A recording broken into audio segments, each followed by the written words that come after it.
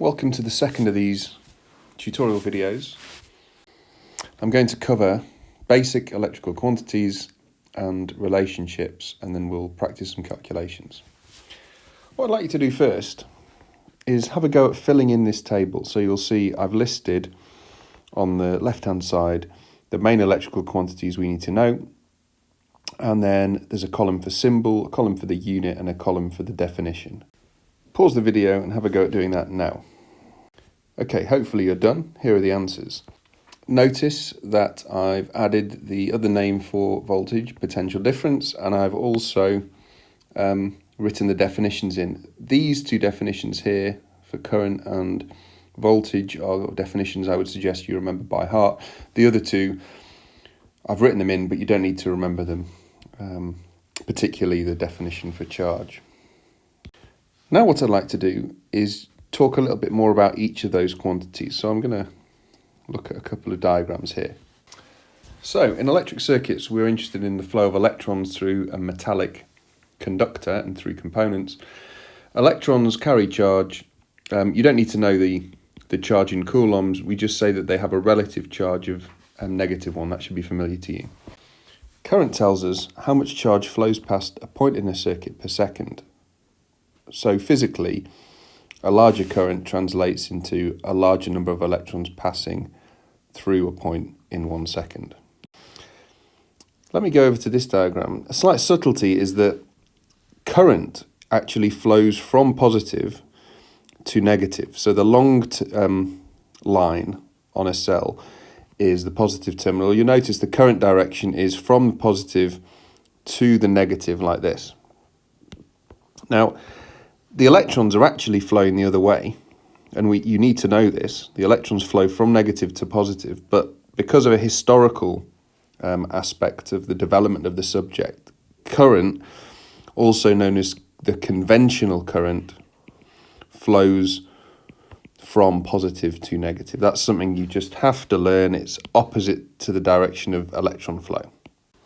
Voltage, or potential difference, tells us how much energy is transferred for every coulomb of charge which passes through a component. So for instance, for this lamp, if the voltage was 6 volts, that would tell us that 6 joules of energy were being transferred for every coulomb of charge which flowed through the filament lamp. So that explains why a larger voltage, for instance, doubling the voltage, would typically give you a brighter bulb, because more energy would be being transferred, 12 joules per coulomb rather than 6 joules per coulomb.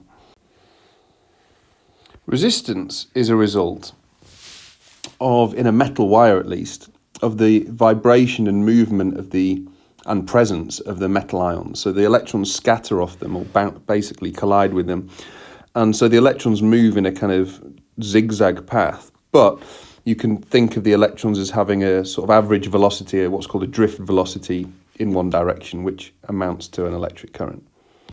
Okay, now we're going to look at some equations. So if we go up somewhere here, I've got some numbers. What I'd like you to do is have a go at writing equations that relate V, I, and R, Q, T, time, and I, and also energy transferred, voltage, and charge.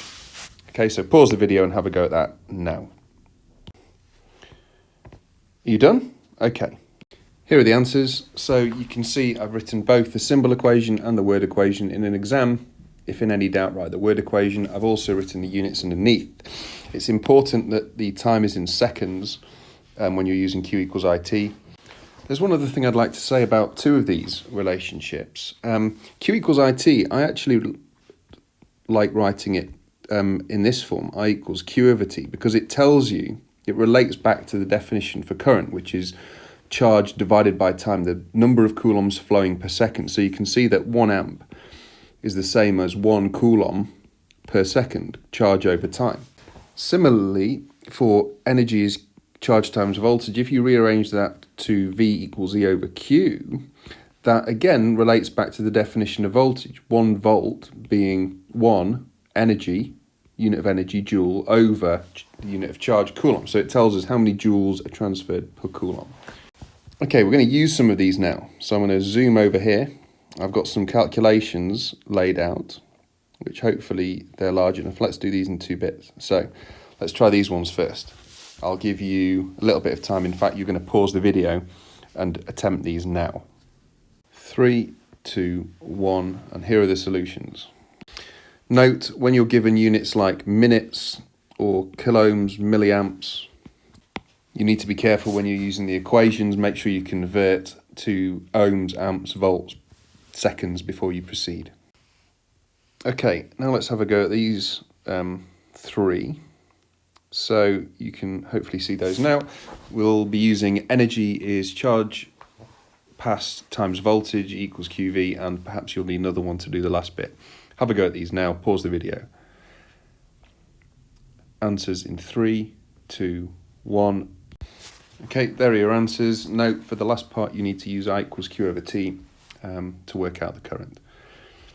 Okay, I hope this was useful. If we go back to the syllabus statements carefully, there are some circuit symbols. You need to know all those. You can pause and take those in if you want. If we go back to the syllabus statements, hopefully we've covered all of these. In the next video on electricity, we'll talk more about series and parallel circuits, do a few more calculations, so there'll be plenty of time to deal with any remaining issues. Thank you very much.